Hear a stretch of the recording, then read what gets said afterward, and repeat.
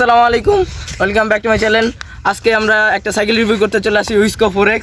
চলুন সিয়াম জানাবে বিস্তারিত। চলুন সিয়াম, কেউ বসো। এই তোমার কি অবস্থা? এই যে সাইকেল, তোমার সাইকেল দেখতে চলে আসছি। তো কোথা থেকে শুরু করবা? টায়ার থেকে রিভিউ নিতে আসছি তোমার সাইকেলের। রিভিউ নিতে আসছি, তাহলে কোথা থেকে শুরু করবা? টায়ার থেকে।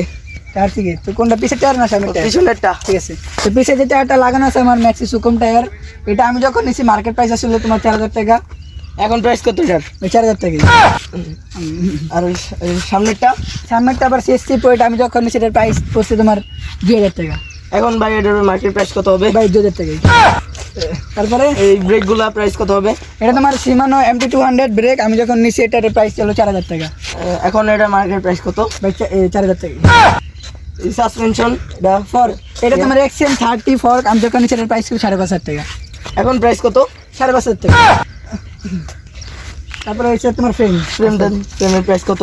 তখন আমি যখন ফ্রেমটা নিচ্ছি তখন মার্কেট প্রাইস ছিল তোমার 14000 টাকার মতো। এখন প্রাইস কত? 14000 টাকা।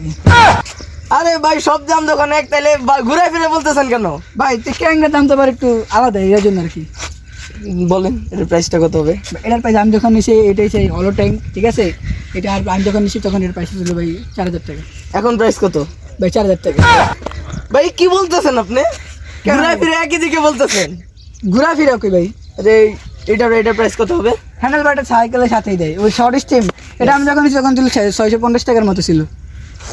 এখন প্রাইস কত? 650 টাকা।